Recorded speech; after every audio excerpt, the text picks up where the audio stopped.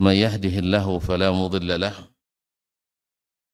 ومن يضلل فلا هادي له أشهد أن لا إله إلا الله وحده لا شريك له وأشهد أن محمدا عبده ورسوله لا نبي بعده يا أيها الذين آمنوا اتقوا الله حق تقاته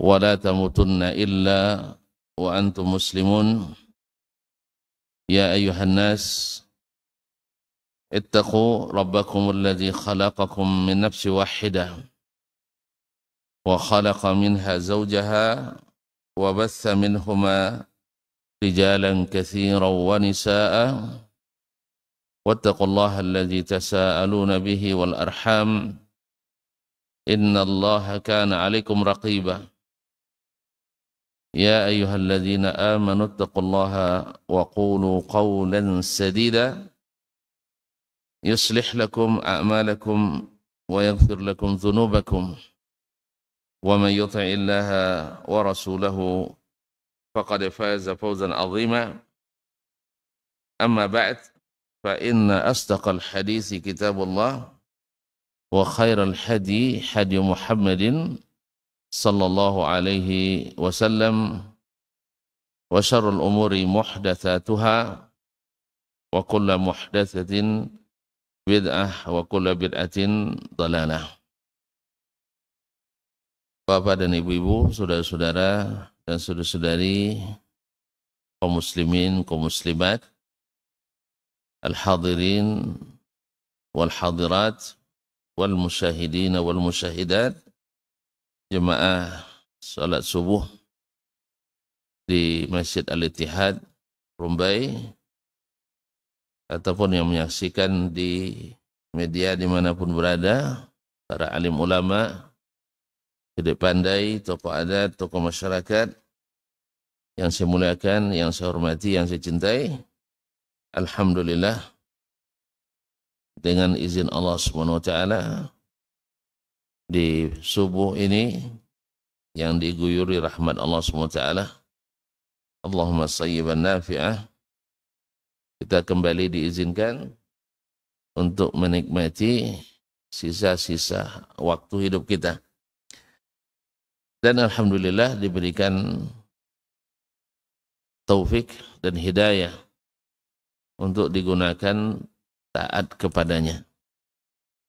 Buktinya kita hadir di rumahnya yang mulia ini. Mudah-mudahan memuliakan kita di hari nanti ketika bertemu dengan Ilahi. Salawat dan salam kepada baginda Nabi alaihi salatu wassalam, para istrinya, para alul bait, dan para sahabat, tabi'in, dan siapapun yang setia mengikuti jalannya. Semoga hendaknya kita termasuk di antaranya. Mudah-mudahan salawat dan salam membuat kita berbahagia mendapatkan syafaat dari Nabi pada hari kiamat nanti. Karena beliau mengatakan, as'adun nasi bi syafaati yaumal qiyamati aktsaruhum alayya salatan. Orang yang paling berbahagia mendapatkan selawatku, mendapatkan syafaatku nanti adalah yang paling banyak berselawat kepadaku. Mudah-mudahan dengannya pula majlis kita diberikan berkah. Dan berharap kita kepada Allah, mudah-mudahan Allah mudahkan kita memahami dan dikuatkan untuk mengikuti. Rabbi shrah li sadri wa yassir li amri wahlul 'uqdatam min lisani yafqahu qawli. Bapak dan ibu-ibu, saudara dan saudari yang dirahmati Allah Subhanahu wa taala, melanjutkan kajian kita dalam fikih al-adiyati wal azkar, yaitu masuk bagian yang ketiga ini tentang fikih doa.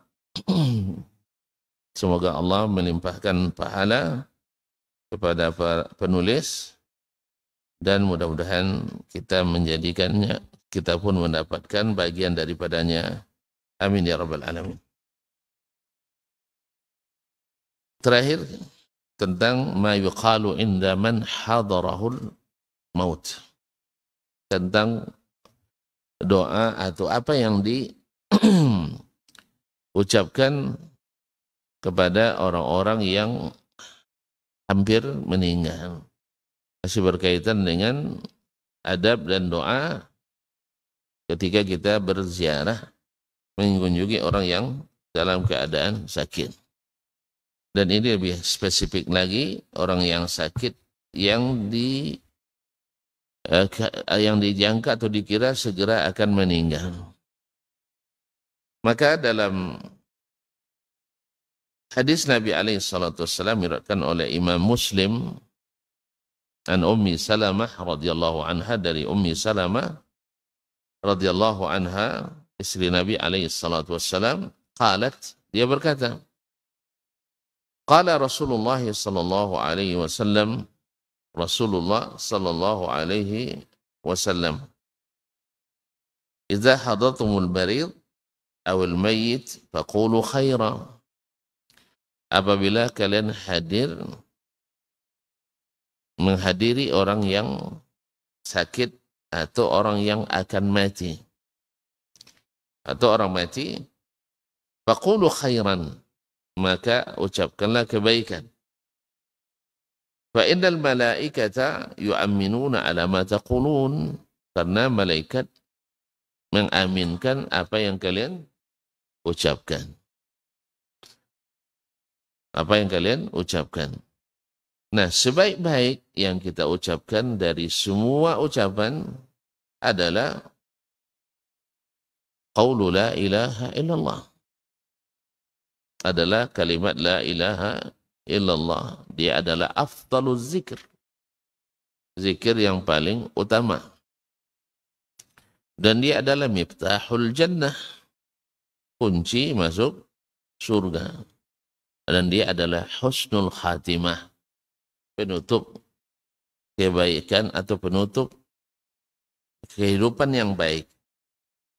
Oleh itu Nabi SAW, seperti yang diriwayatkan oleh Abu Sa'id Al-Khudri, Sa'ad ibn Malik ibn Sinan radhiyallahu anhu, dia berkata, qala Rasulullah sallallahu alaihi wasallam, Rasulullah sallallahu alaihi wasallam qal, berkata, laqinu mautakum la ilaha illallah. Laqinu mautakum la ilaha illallah. Rawahu Muslim. Diriwayatkan oleh Imam Muslim. Laqinu dari kalimat talqin. Talqinkanlah orang-orang mati kalian la ilaha illallah. Kalimat la ilaha illallah. Nah, kalimat kenapa ditalqinkan la ilaha illallah? Karena besar harapan kita ketika dia meninggalkan dunia ini dengan kalimat ini. Seperti kata Nabi SAW, hadis Mu'adz ibn Jabal radhiyallahu ta'ala anhu, dari Nabi SAW berkata, man kana akhiru kalamihi la ilaha illallah dakhalal jannah. Siapa yang perkataan terakhirnya dari dunia ini adalah la ilaha illallah, pasti masuk surga. Pasti masuk surga. Dalam riwayat lain diriwayatkan juga oleh Imam Muslim, man mata wa huwa ya'lamu annahu la ilaha illallah dakhalal jannah. Siapa yang mati dalam keadaan mengetahui, maknanya mengetahui, mengimani bahwasanya la ilaha illallah, tidak ada yang berhak diibadati kecuali Allah, dakhalal jannah, masuk surga. Ma'asyiral kiram yang dirahmati Allah. Jadi semua kita sudah tahu bahwasanya kalimat ini adalah sebaik-baik kalimat yang diucapkan oleh orang yang akan meninggal. Yang akan meninggal. Karena memang itulah amalan terakhir. Sedangkan amalan setelah itu terputus semuanya. Idza mata ibnu Adam inqata'a amaluhu illa min thalath. Bila seorang anak Adam meninggal, terputus semua amalnya kecuali dari 3 perkara. Di hadis ini 3, sadaqatin jariyah, itu sedekah jariyah. Kemudian au ilmin yuntafa'u bihi, ilmu yang dimanfaatkan. Jadi ilmu yang dimanfaatkan oleh orang lain yang dia ajarkan.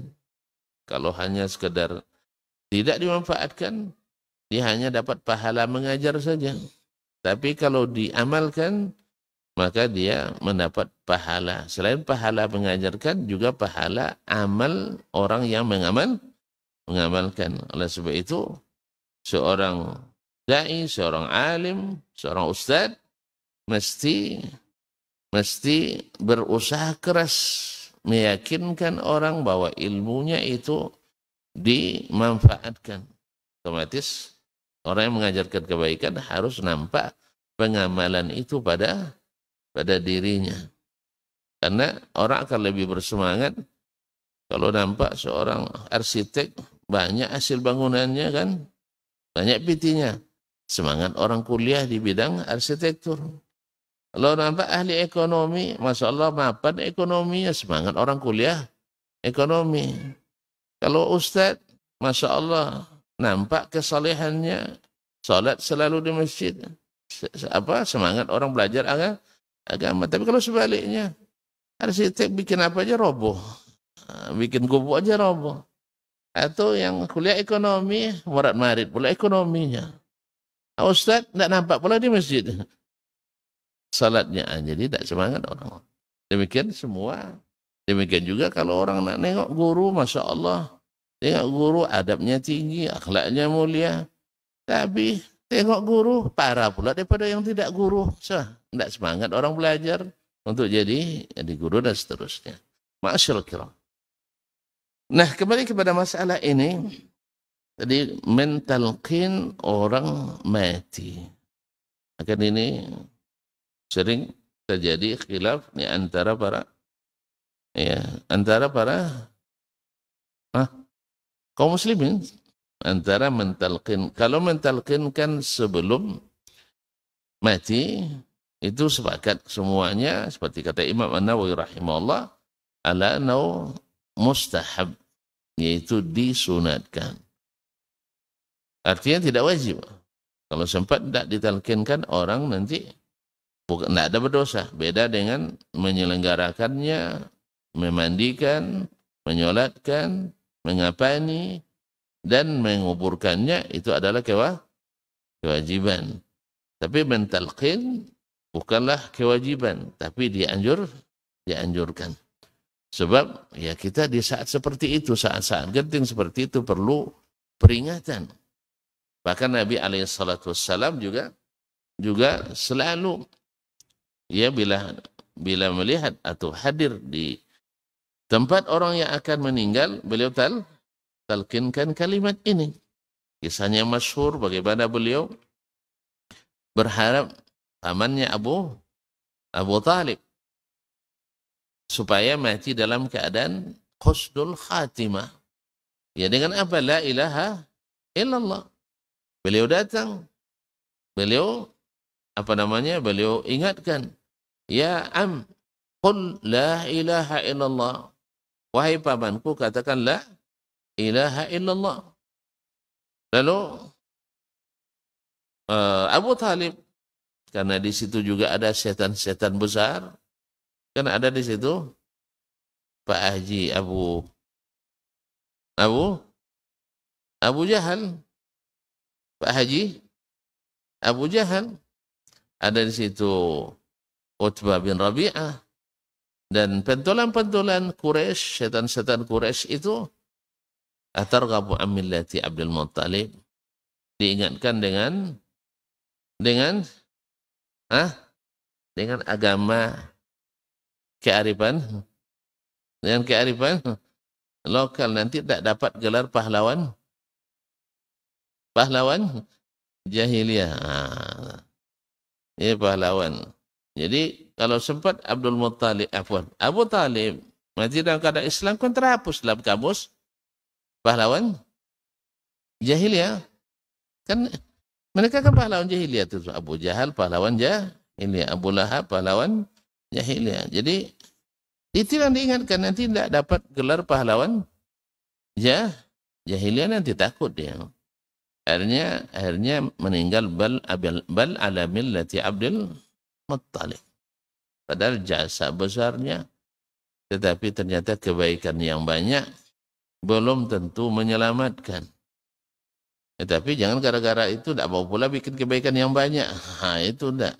Sebab masalahnya dia tidak memiliki nomor pendaftaran masuk surga, itu aja masalahnya. Tinggal nomor aja, tinggal mengambil nomor itu saja, nomor registrasi. Tapi memang kalau tidak ditakdirkan, tidak dapat. Kata Allah SWT ketika Nabi sangat bersedih, Allah ingatkan, innaka la tahdi man ahbabta, walakinallaha yahdi man yasha. Engkau, hai Muhammad, tidak dapat memberi hidayah kepada siapa yang kau hendaki.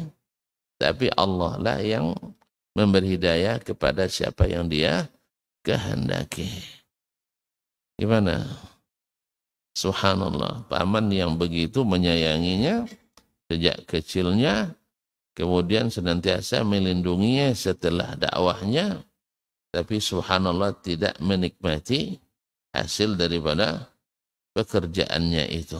Hanya karena satu kalimat yang sangat berat. Sangat berat. Yaitu la ilaha illallah. La ilaha illallah. Kok berat sekali bagi dia? Karena dia paham konsekuensinya berat. Tidak ada boleh lagi syirik-syirik di dalamnya. Tidak ada lagi mistis-mistis di dalamnya. Tidak ada lagi pedukunan di dalamnya. Tidak ada lagi dusta di dalamnya. Tidak ada lagi keraguan pada agama ini. Tidak ada lagi, banyak. Itu bayang oleh dia itu. Akhirnya mereka tidak mau menerima itu. Kalau kita mungkin karena tidak paham konsekuensinya, gampang aja mengucapkan la ilaha illallah. Kadang acara syirik pun pakai kalimat la. Ada enggak acara syirik yang pakai la ilaha illallah? Ada enggak? Orang bikin acara syirik pakai la ilaha illallah, ada enggak? Bilang aja enggak tahu, biar ku tes tahu. Ada enggak orang bikin acara syirik? Ada? Ada, banyak. Banyak orang. Karena pengertian la ilaha illallah baginya adalah tidak ada pencipta selain Allah. Makanya tauhid uluhiyah diingkarinya. Dianggap ini sebagai ciptaan orang-orang WB. Tahu ya? Ciptaan orang-orang jangan disebutlah. Nah, dia jadi fitnah pula. Nah, ada ciptaan orang-orang WB, WHB. Nah, bahwasanya kalimat la ilaha illallah maknanya hanya tidak ada Tuhan selain Allah. Kan itu terjemahan kita selama ini, sah? Tidak ada Tuhan selain Allah. Padahal makna yang sesungguhnya la ma'buda bihaqqin illallah. Tidak ada yang diibadati dengan hak kecuali Allah. Karena semua orang sepakat bahwa kalimat Rabb dan ilah tidak bisa disamakan. Cobalah kalau memang sama kalimat Rabb, tauhid uluhiyah sudah, rububiyah sudah cukup, gantilah la Rabba illallah. Coba nanti muazzin, azannya asyhadu an la Rabba illallah. Kira-kira gimana? Sah nggak? Sah nggak syahadatnya? Sah nggak syahadatnya? Asyhadu an la Rabba illallah. Nggak sah kan? Kalau nggak sah berarti kalimat Rabb dengan ilah beda arti. Berarti kalau demikian tauhid rububiyah dengan uluhiyah beda pemahaman. Kalau hanya mengakui tidak ada Tuhan selain Allah, lalu kita menyekutukan Allah dalam ibadah, sama saja dengan membatalkan kalimat tadi. Makanya ketika ada yang membuat acara Sema Rantau, tahu Sema Rantau? Nggak tahu ya, nggak usah lah, lupakan saja. Lupakan saja, nah.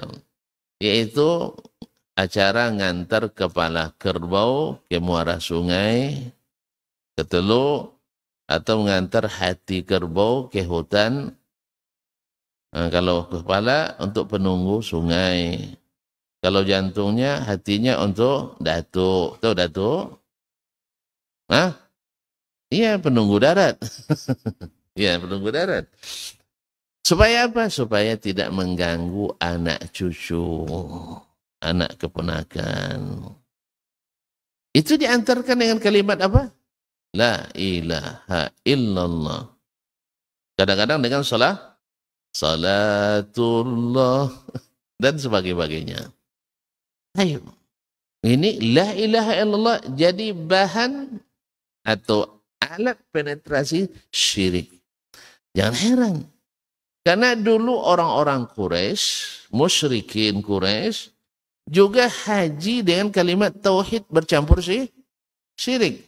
Labbaik Allahumma labbaik. Lanjut.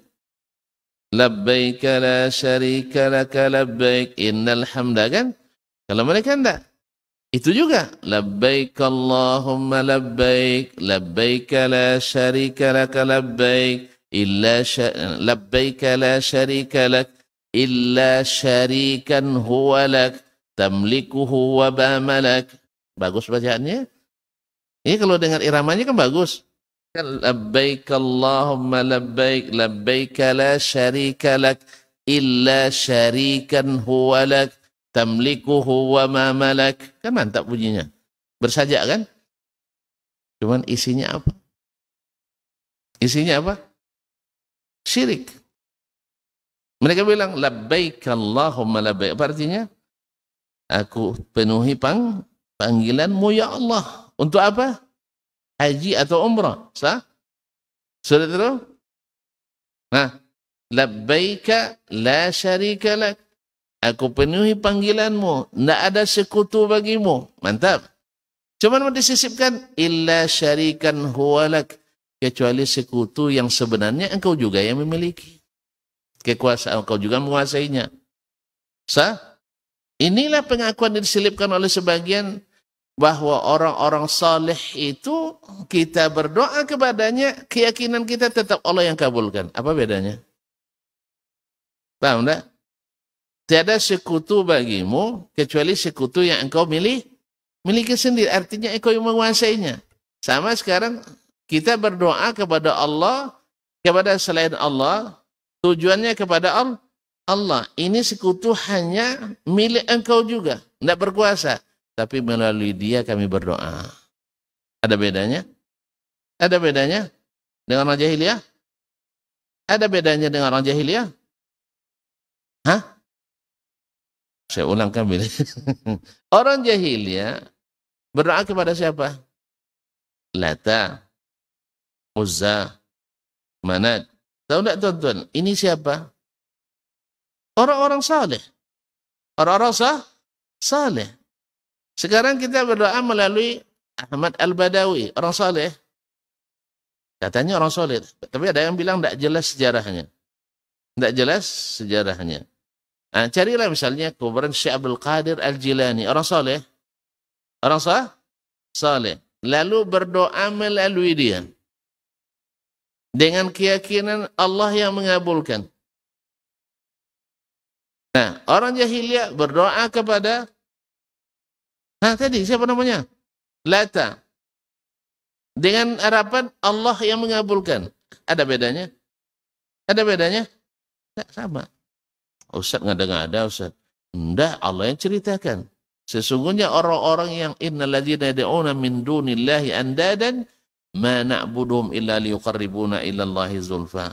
Orang-orang yang menyeru selain Allah tandingan-tandingan, mereka katakan kami tidak berdoa beribadah kepada mereka kecuali hanya untuk mendekatkan kami pada Allah. Allah perantara juga sama. Makanya kaum muslimin dan muslimat dirahmati Allah, kadang-kadang perbuatan syirik berlaku di acara-acara keagamaan, bahkan acara yang sangat krusial. Ada lagi tadi sema rantau ya, sekarang apa lagi? Nah, acara tolak bala. Ada sebagian kaum muslimin, ya tokoh-tokoh nasional, orang-orang dianggap sebagai pemuka agama, kiai besar, bergelar profesor doktor juga sebagian, mengatakan, misalnya dulu kalau orang-orang di masa sebelum Islam, mereka berkeyakinan ada dewi apa namanya? Yang untuk membaguskan hasil panen padi kita. Dewi Sri, oh tahu ya Dewi Sri ya? Iya Dewi Sri, ya. Masya Allah. Kalau di kampung saya dulu ada namanya nenek apa namanya ya? Lupa pula namanya. Kalau sempat anak kita bertemu sama nenek itu disayang sama nenek kita pula tuh. Ini buat tua, karena nanti penghasilan meningkat. Masih ada? Masih juga nampaknya, masih kok. Jadi diusulkannya. Dulu kan pakai mantra-mantra. Nah, sekarang ganti dengan salawat badar. Diganti dengan tahlilan. Akhirnya jadi syirik syariah. Syirik syariah. Ini kan banyak. Asal dilakukan umat Islam jadi syariat. Kan ada syirik syar'i. Allah musta'an. Syirik syariat. La haula wala quwata illa billah. Kenapa? Karena tadi sekarang ganti aja zikirnya karena esensinya mereka lupa. Esensinya bukan bacaan saja, tapi adalah keyakinan tadi. Jadi bisa aja orang dengan la ilaha illallah tetapi membuat kesyirikan. Makanya saya bilang contoh, di masyarakat Quraisy Mekah, orang musyrikin dengan kalimat tauhid terselip syirik. Kan la syarika lak, tak ada sekutu bagimu. Maksud mereka itu adalah tidak ada sekutu yang menguasai dunia, yang mencipta, menghidupkan, mematikan. Itu maksudnya. Tapi syarikan dalam masalah ibadah ada. Yaitu dengan cara tawassulan yang tidak disyariatkan. Yaitu memohon kepada selain Allah, tujuannya kepada Allah untuk mendekatkan diri pada Allah. Jadi kami tidak beribadah pada mereka, tidak. Hanya sebagai perantara saja. Kayaknya tidak beda kan? Tidak beda ya? Ya bagi yang pelaku beda Ustaz kata. Yalah boleh buat. Karena dulu orang Quraisy juga mengatakan itu. Alasannya beda. Tidak, kami tidak menyembah. Kami tidak menyembahnya. Tapi kami hanya menjadikan perantara saja. Kalau perantara boleh aja sih. Boleh saja. Buktinya umat Nabi Nuh bikin juga dulu katanya. Dia nggak tahu umat yang bikin itu ditenggelamkan Allah kan? Ditenggelamkan Allah. Tapi begitulah turun-temurun syaitan menghiasi amalan-amalan yang tidak disyariatkan itu. Hanya jadi syirik syariat. Asal dirubah bacaannya jadi syirik syariat. Walaupun dari agama lain yang kita tiru, yang kita ciplak, yang kita contoh. Nasallallahu alaihi wasallam demi kearifan lokal. Ini misalnya kebiasaan kita di adat Melayu sebagian, yaitu apa namanya? Tawar apa? Tepung tawar. Diapakan ya? Diapakan? Hah? Disebar, disiramkan ya, apa namanya? Ditebar, itu diambil lagi. Dibuang ya. Isinya apa? Beras. Kok dibuang beras? Berharap banyak kembalinya. Oh. Allah musta'an. Ini dari mana? Dari mana? Ya kearifan lokal. Itu lagi kearifan lokal. Sekecil-kecilnya adalah dosa mubazir. Orang payah makan ini buang-buang. Sedikit Ustaz. Itu lagi ya. Kan ada alasan sedikit. Nah kan nanti bisa juga dimakan ayam. Mantap juga. Tahu. Anda membuat ini untuk apa? Supaya diselamatkan. Siapa yang selamatkan? Siapa yang selamatkan? Ada Allah suruh kayak gitu. Oh enggak, ini kan sudah turun-temurun. Balik lagi agama kearifan lokal. Ini untuk yang bagi legitimasinya, yang mendukungnya banyak Ustadz. Sah? Banyak ulama. Sah? Yang tidak mau mengganggu kearifan lokal. Makanya dapat gelar. Dapat gelar. Kalau yang membantah, dapat gelar juga, tapi gelar Wahabi. Dapat gelar juga, tapi gelar Wahabi. Jangan coba-coba enggak bakal dapat gelar Datuk Sri. Tidak mungkin. Sebab apa? Tidak menghidupkan kearifan lokal. Jadi segala amal-amal yang berbau itu nanti dilegitimasi dengan alasan tauhid tak boleh dibagi-bagi 3. Ini hanya ciptaan Wahabi. Padahal Allah sendiri dalam surah Al-Fatihah membaginya 3. Sah? Dalam surat An-Nas Allah membaginya 3. Ala kulli hal kaum muslimin. Nah, ma'asyiral kiram, di kalimat-kalimat ini, kalimat-kalimat tauhid kenapa berat tadi bagi Abu Talib? Karena dia tahu konsekuensinya. Dan buktinya kalimat inilah yang menyelamatkan kita. Mati dan bahkan setelah mati. Nah, dari situlah berangkat terjadi dalam memahami hadis laqinu mautakum la ilaha illallah, talqinkanlah orang mati kalian la ilaha illallah. Nah, siapa yang ditalqinkan atau kapan ditalqinkannya?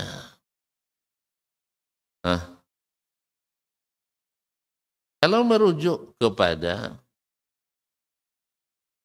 yang dilakukan oleh baginda Rasulullah Sallallahu Alaihi Wasallam. Di zaman Nabi ada orang mati. Banyak apa sedikit? Nabi pernah tidak menghadiri orang yang sebelum mati dan orang yang setelah mati? Pernah. Nabi pernah tidak menguburkan orang mati? Pernah juga ya. Baik. Berarti kalau ini pernah beliau lakukan dan sering pula, rasanya mustahil tidak diriwayatkan dari beliau mentalkinkan orang yang mati. Sah? Sahih? Nah, sekarang ayo kita lihat. Kita lihat. Selain perkataan beliau ini, laqinu mautakum. Talkinkanlah orang mati kalian. Kalau lebih tepatnya, orang-orang yang mati di antara kalian. Apa yang ditalkinkan? La ilaha illallah. Ini masalah penting atau tidak penting? Kenapa penting? Iya, ini kunci surga. Kunci surga. Nah, jadi masalah sepenting ini mustahil tidak ada perincian dari Nabi alaihissalatu wassalam. Paham tak? Misalnya Nabi bilang, Sallu kama ra'aitumuni usalli.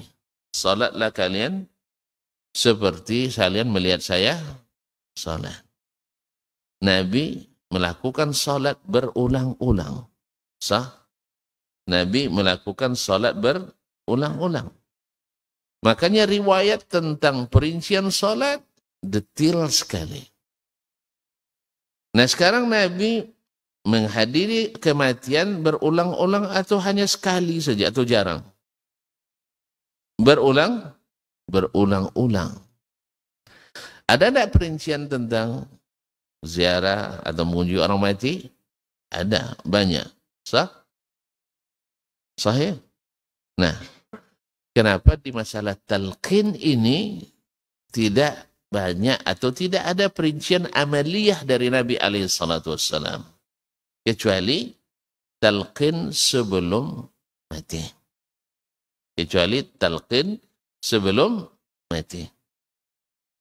Paham tuan? Paham? Bahwa sebanyak itu Nabi SAW menghadiri orang yang sudah mati dan orang yang akan mati. Maka tidak ditemukan satupun riwayat beliau mentalkinkan orang setelah dikuburkan atau setelah mati. Paham deh? Tidak pernah ditalkinkan beliau menguburkan orang setelah mati. Mentalkinkan orang setelah, bukan menguburkan orang ya, mentalkinkan orang setelah dikubur maksudnya. Di sini kita paham, seperti kita lihat pula. Nabi salat setiap hari berjamaah dengan para sahabat. Salah satu unsur paling utama dari salat adalah niat. Sah? Bahkan jadikan sebagai patokan. Innamal a'malu bin niat. Nah, lalu niat seperti ini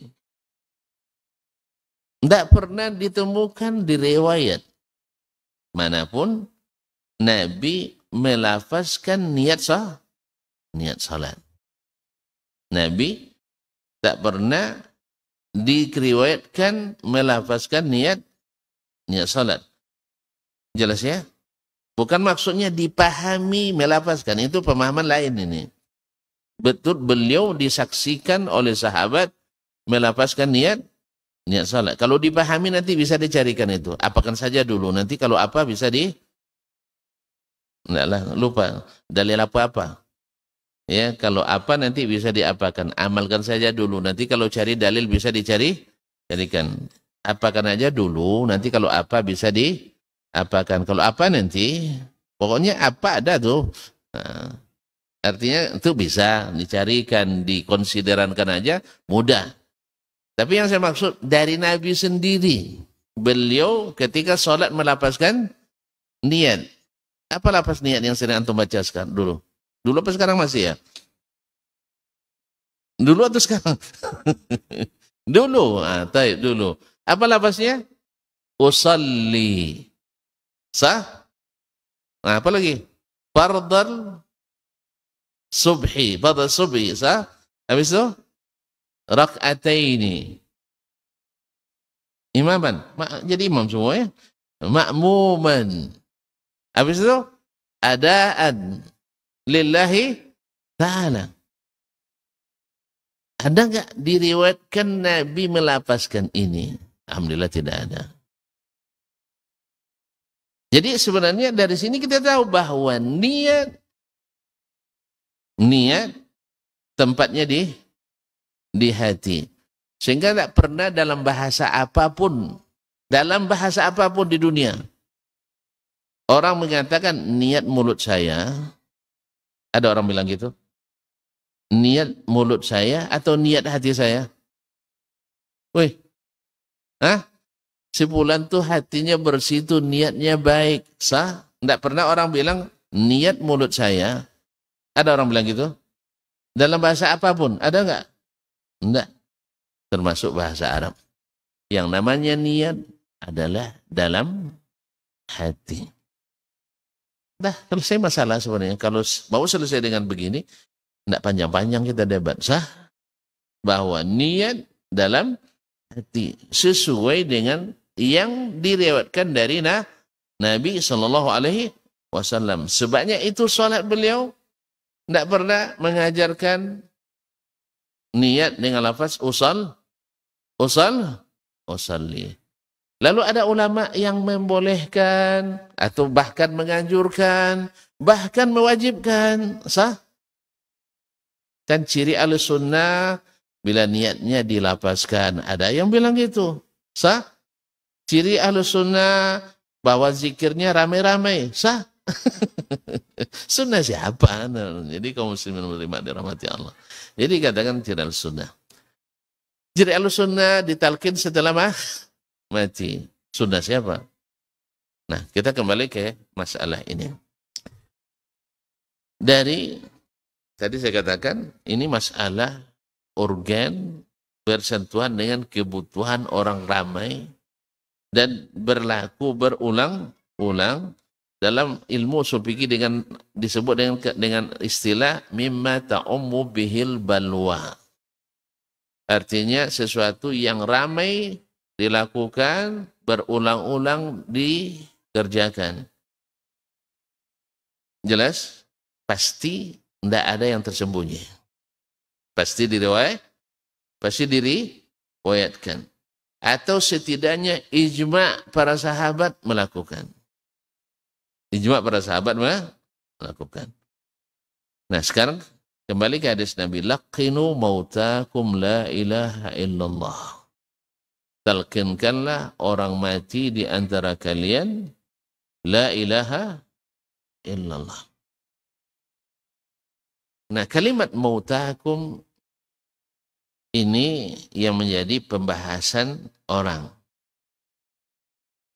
Sebab dari sisi bahasa, mauta jamak mayit. Dan kalimat mayit adalah sifat musyabbah. Adalah adjektif, sifat yang melekat. Sifat yang melekat. Apa makna sifat melekat? Tidak disamakan mayit kecuali orang yang sudah mati. Misalnya seseorang disebut hadza alim. Orang yang berilmu. Artinya ilmu itu sudah melekat pada dirinya. Makanya orang yang tahu satu masalah tidak disebut dengan alim. Sah? Orang yang tahu satu masalah disebut alim? Tidak kan? Satu aja masalah dia tahu, langsung jadi ulama? Tidak.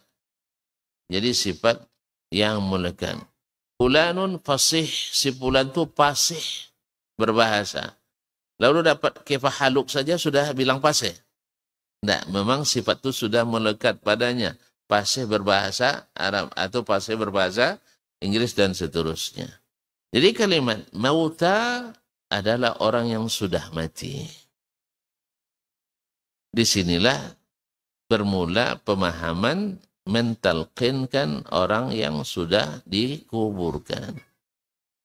Yang sudah dikuburkan. Baik. Dari sisi bahasa, maka boleh dipahami seperti ini. Boleh dipahami seperti ini. Tetapi kaum muslimin dan muslimat dirahmati Allah, menurut bahasa juga, orang yang akan mendapatkan sifat itu dan pasti, itu juga digelari dengan sifat itu.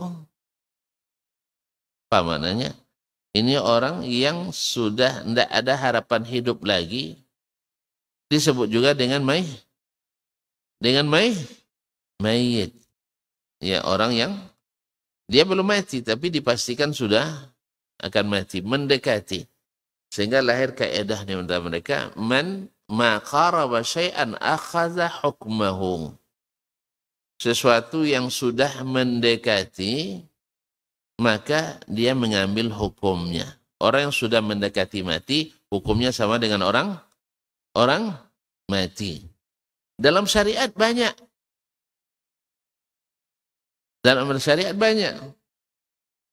Yaitu orang yang sudah hampir mati, dianggap mati. Misal, andainya orang sudah akan mati, dia jatuhkan talak pada istrinya. Sah tidak talaknya? Yang tanya kami lah Ustaz. Ustaz aja lah. Para ulama mengatakan, kalau sudah pasti matinya, tidak sah lagi talaknya. Paham saya? Tidak sah lagi talaknya. Karena dikhawatirkan dia untuk mengelakkan istrinya dapat, woi, setelah mati dapat apa? Warisan. Nah, kadang-kadang dia karena kelahi sebelum sakit tuh, atau istrinya tidak pedulikan dia selama sakit, pas dah pasti matinya dia jatuhkan talak pada istrinya. Tidak sah talaknya. Jelas? Ma'asyarul kiram dirahmati Allah. Maka karena dia sudah dihukum dianggap sudah mati. Karena tidak ada lagi kembalinya. Makanya yang seperti ini tidak diterima ininya. Jelas? Inilah yang berlaku pada hadis ini. Yaitu talqinkan orang yang sudah dipastikan atau hampir dipastikan akan mati. Kan kita hukum zahir, walaupun ada sebagian tidak mati kan, tapi secara tanda-tanda dia akan segera mati. Maka diberikan hukum mautakum. Sebab kalau ditakbir oleh Nabi, laqinu mardakum, talqinkan orang yang sakit kalian. Kan ini masih sakit kan? Belum mayat kan? Masih sakit. Kira-kira nanti bertanya lagi orang. Setiap orang mati, seorang sakit nanti kena talqin pula, kena marah nanti. Kamu kira udah mati saya kan itu kan? Makanya Nabi pakai kalimat yang paling pas. Paham ya? Kan dua, kalau dia masih hidup kan sebut marid, sah? Orang sakit, sah? Nanti setiap orang sakit kata bilang qul la ilaha illallah, nanti marah dia sama kita. Kamu doakan saya mati ya katanya, sah? Gitu kan? Makanya Nabi pakai kalimat mayyit ay mautakum. Oh enggak kan bisa nanti dipakai bahasa marid allazi qarba mautuhu, panjang sekali saya. Sah? Kan panjang sekali. Bahasa Arab itu adalah bahasa dalla, qalla wa dalla. Sikit kalimatnya tapi paham orang maknanya. Orang Arab paham enggak ketika disebut mautakum yang maksudnya orang yang akan mati? Paham mereka. Sudah terbiasa mereka menyebut orang yang pasti mati itu dengan kalimat mayit. Alhamdulillah. Makanya Nabi tak menggunakan kalimat marid atau mardah, dan tidak menggunakan pula kalimat yang panjang-panjang tadi, al-marid allazi atau al-muhtadar. Nah, karena orang Arab paham bahwa ini maksud adalah orang yang sedang menghadapi kematian. Oleh sebab itu maka dua kemungkinan ini berlaku pada kalimat ini. Kemungkinan yang dimaksud, kemungkinan pertama, orang yang benar-benar sudah mati. Kemungkinan kedua adalah makna lain, yaitu orang yang akan mati atau pasti akan mati. Nah, kalau kita lihat lagi kepada pelaksanaan Nabi SAW, makna yang mana yang dipakainya kira-kira? Makna yang pertama yaitu orang yang sudah mati kah? Atau makna kedua orang yang akan mati? Mana yang dipakai oleh Nabi SAW? Adalah orang yang akan mati. Maka perkataan Nabi SAW mesti ditafsirkan dengan perkataan yang lain atau perbuatan Nabi SAW. Sebab tidak direwetkan satu pun Nabi mentalqin orang setelah dikuburkan. Saya ingat ya, saya tidak mengatakan tidak ada dalil. Nanti disangkal saya ada dalilnya. Saya mengatakan tidak diriwayatkan Nabi sallallahu alaihi wasallam mentalqin orang setelah mati. Tolong dicatat baik-baik ya, nanti bilang pula Ustaz enggak tahu dalil nih katanya kan. Ada yang membatalkan boleh itu ada dalil. Kalau tuntut mau saya kasih, kalau enggak saya kasih yang bersih aja lah. Nah, ini kalau ini ada yang masalah-masalah ada tuh, ada. Coba saya mau kasih yang ini dulu. Yang bersih-bersih aja dulu. Yang berdas-berdas. Mau? Yang enggak berdas mau juga? Hah? Ya, kenapa saya kasih banyak. Ada dalilnya, bahkan didisbatkan pada jumhur ulama.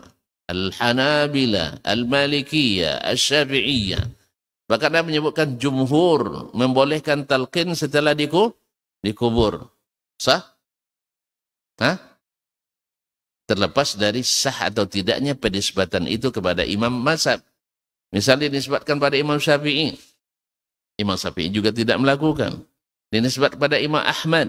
Imam Ahmad hanya menukil perbuatan ahli Syam. Karena mayoritas ahli Syam melakukannya di masa beliau. Beliau tidak mengatakan itu sah, bukan pengesahan, tapi ahli Syam melakukannya. Disebutkan kepada Imam Malik. Imam Malik sendiri mengingkarinya. Tapi pengikut mazhabnya banyak yang melakukan. Sama. Imam Abul Hasan Asy'ari mengakui Allah di atas aras, tapi Asy'ariyah menolaknya. Sah? Sama tak? Iya. Imam Abul Hasan Asy'ari melalui 3 kitabnya mengatakan Allah di atas aras, tapi para pengikutnya mengingkari itu. Sekali lagi tertuduh juga Wahabi lagi tertuduh yang memalsukan kitab. Hebat-hebat orang Wahabi ini ya, pandai bikin kitab-kitab palsu ya. Allah musta'an. Tapi tidak ada nilai dari perkataan mereka, sebab imam-imam Asy'ariyah sendiri seperti Abul Qasim Al-Asakir meriwayatkannya dengan sanad kepada Imam Abul Hasan Al-Asy'ari. Jadi yang mengingkari itu hanya pepesan kosong, hanya sekedar nafsu mengingkari, tapi tidak punya ilmu yang mendasari. Baik, kembali ke sini. Ma'asyiral kiram dirahmati Allah. Saya ulang kembali bahwa perkataan Nabi ini mengandung 2 kemungkinan, yaitu orang yang sudah mati atau orang yang akan mati. Sah? 2 kemungkinan. Lalu ketika kita lihat praktiknya oleh Nabi SAW, maka yang dipakai adalah kemungkinan kedua, yaitu orang yang akan mati. Sudah banyak itu orang mati, tak diriwayatkan dari Nabi SAW beliau mentalqinnya la ilaha illallah setelah meninggal atau setelah dikuburkan. Bahkan sabit dan riwayat yang banyak Nabi mendoakan setelah dikuburkan. Nabi memberi tausiah, yaitu pengajar nasihat pasca dikuburkan. Bahkan Nabi juga duduk dengan para sahabat memberikan nasihat kepada para sahabat yang hadir di pekuburan itu. Jadi kalau ada tuan-tuan nanti ada orang duduk nanti pula situ lalu berikan ceramah, jangan diingkari. Karena itu sabit dari Nabi SAW. Pahamnya? Lah lampu lapiuk pulanya kan. Karena itu adalah Nabi mengatakan kafabil mauti wa'idhan. Cukup bagi kalian kematian itu jadi penasihat. Nah, tapi kalau seandainya antum ragu pula dituduh macam-macam nanti, ya kan meninggalkan yang sunat karena takut datang yang haram, maka itu dibolehkan. Nah, tapi kadang-kadang dibutuhkan untuk menunjukkan kebenarannya. Dan berarti dari praktek Nabi bahwa talqin itu adalah sebelum mati. Dan didukung oleh hadis-hadis yang banyak yang sahih bahwa yang bermanfaat bagi mayit adalah amalannya sebelum meninggal. Yang mengalir pun kepadanya pahalanya juga amalannya yang dilakukan sebelum meninggal. Sedekah jariyah, kapan dia lakukan? Sebelum meninggal. Ilmu yang bermanfaat, kapan dia kerjakan? Sebelum meninggal. Anak yang soleh, kapan dia siapkan? Setelah mati. Nah, nanti kamu ya, kalau setelah mati dan ayah mbak ajar ngaji ya. Nanti setelah ayah mati, ayah ajar kamu berinfak ya, gitu ya. Kan enggak. Amalannya sebenarnya juga sebelum yang dia kerjakan sebelum dia meninggal. Atau mewakafkan mushaf, termasuk yang mengalir pahalanya. Dia kerjakan kapan? Sebelum meninggal. Kan ada wasiat Ustaz. Iya, wasiatnya kapan? Sebelum meninggal. Sah? Ustaz, ada sedekah anaknya. Iya. Yang ngajar dia sedekah untuknya siapa? Kapan dia ajarkan? Ya sebelum meninggal. Ya semuanya amalnya sebenarnya kita kerjakan sebelum meninggal. Ada pahala zikir sampai kepadanya setelah dia meninggal? Tidak lagi. Ala khilaf. Nah, baca Quran misalnya. Sampai ya ala khilaf. Tapi yang pasti amalannya sebelum meninggal. Allah musta'an. Jadi adalah itu kaum muslimin dan muslimat dirahmati Allah. Hukum asalnya manfaat amal itu adalah yang setelah sebelum kita meninggal. Ini yang menguatkan bahwa talqin itu adalah setelah sebelum meninggal, mengikut makna bahasa, mengikut makna syariat, kemudian mengikut sunnah Nabi alaihissalatu wassalam. Adapun tadi yang selain atau sebagian, bahkan dinisbatkan kepada sebagian besar, ya tapi nisbatan besar ini bukan kepada imam-imam mazhabnya, tapi kepada pengikut mazhabnya, ya, yang mengatakan dari kalangan Malikiyah, Asy-Syafi'iyah dan Hanabilah bahwasanya dibolehkan mentalqinkan mayat setelah dikuburkan. Setelah dikuburkan. Dasarnya hadis tadi. Laqinu mautakum la ilaha illallah. Lalu kita sudah bahas tadi bahwa yang dipilih oleh Nabi adalah makna yang kedua, yaitu sebelum meninggal. Dan ini boleh dalam bahasa Arab. Yang kedua, para sahabat radhiyallahu anhum pada umumnya dalam riwayat yang sahih. Catat ya, dalam riwayat yang sahih tidak melakukan talqin setelah dikuburkan. Berarti kalau saya katakan ada riwayat yang sahih, berarti ada lawannya riwayat yang tidak sahih. Ada riwayat yang tidak sahih diriwayatkan dari Abu Umamah, diriwayatkan oleh Jabir bin Zaid al-Azdi dari Abu Umamah. Dia menyuruh kalau saya mati nanti ya Aba Sa'id, lalu di sini begini kan katakan nanti ya fulan ibn fulana qul la ilaha illallah dan seterusnya. Hadis ini diriwayatkan oleh Imam At-Tabarani dalam Al-Awsat. Kemudian para perawinya kebanyakan majhul. Yang diketahui dari perawinya adalah Utbah ibn Sakan. Dia pun adalah kata Ad-Daraqutni matrukul hadis. Dha'ifun jiddan. Lemah sekali. Maka oleh sebab itu riwayat ini tidak bisa dijadikan sandaran menghadapi riwayat-riwayat lain yang sahih, terang benderang seperti terangnya matahari di siang hari. Jelas ya?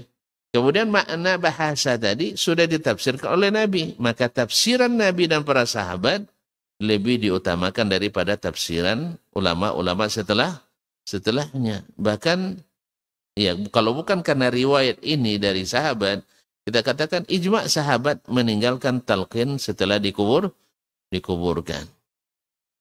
Jalan masyayikh. Adapun di antara para ulama banyak, di antara Imam Al-Mardawi dalam Al-Insab juga menafikan nisbat itu kepada Imam Ahmad. Imam An-Nawawi rahimahullah dalam kitabnya Al-Majmu' juga menyebutkan bahwa ini tidak sabit sunnah dari Nabi alaihissalatu wassalam. Al-Izz bin Abdus Salam dalam kitabnya juga menyebutkan bahwasanya mentalkin orang setelah mati juga tidak ada riwayat yang sahih dari Nabi alaihissalatu wassalam dan para sahabatnya, sehingga tidak dianjurkan. Dan Al-Mubarakfuri dalam Tuhfatul Ahwazi, kemudian Syamsul Abadi dalam Aunul Ma'bud, Syarah Sunan Abi Daud, dan seterusnya.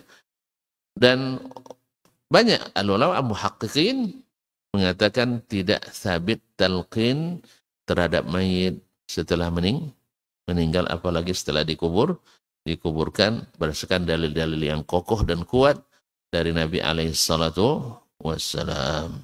Oleh sebab itu, laksanakanlah seperti yang sabit dari Nabi alaihissalatu wassalam. Dan ini kesempatan kita ketika berziarah ke tempat orang-orang yang akan meninggal dunia. Nah, ada kisah yang luar biasa terjadi dengan Imam Abu Zur'ah, seperti disebutkan oleh Syekh di sini, Abu Zur'ah Ar-Razi, seorang imam besar hadis. Ketika dia akan meninggal, temannya dan sekaligus iparnya Abu Hatim dan muridnya, mereka nak mentalkin Syekh segan sebab ulama besar. Akhirnya gimana sepakat mereka? Kalau gitu kita riwayatkan ya hadis tentang itu. Lalu Abu Hatim membaca awal sanad hadis, muridnya itu bilang hadatsana Abdul Hamid ibn Ja'far. Lupa dia hadisnya. Karena wibawa guru yang akan meninggal ini. Lalu dibaca lagi sama iparnya. Hadatsana Muhammad ibn Bashar, qala hadatsana Abdul Hamid ibn Ja'far. Juga tidak sanggup dia meneruskan hadis itu. Akhirnya terdengar oleh Abu Zur'ah, lalu dia sebut sanadnya, hadatsana Muhammad ibn Bashar, qala hadatsana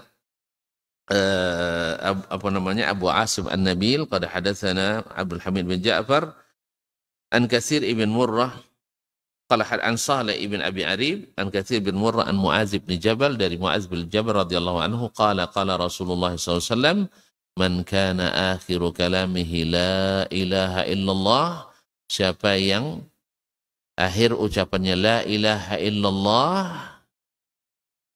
terbang ruhnya, meninggal waktu itu. Tidak sempat menyebutkan dakhalal jannah, masuk surga. Dan kalimat la ilaha illallah, dan selesai di situ dan dicabut nyawanya. Farahimahullah wa radhiya anhu wa ghafarana. Ini kisah ajib, ya, orang nak mentalkinkannya tapi dengan cara menyebutkan ilmu atau sanadnya dari Nabi alaihi salatu wassalam. Farahimallahu a'immatana, dan para ulama kita, mudah-mudahan Allah berikan mereka pahala yang selalu mengalir atas ilmu yang bermanfaat yang mereka tinggalkan untuk kita. Amin ya rabbal alamin. Allahumma arham mautal muslimin washfi mardhawana muslimin. Allahumma arhamna ma'ahum idza sirna ila ma saru ilaih. Rabbana atina fid dunya hasanah wa fil akhirati hasanah wa qina adzabannar. Demikian, mohon maaf dan terima kasih. Wallahu taala alam. Wa sallallahu ala nabiyyina Muhammadin wa sallam. Wa subhanakallahumma bihamdik asyhadu an la ilaha illa ant astaghfiruka wa atubu ilaik. Wassalamualaikum warahmatullahi wabarakatuh.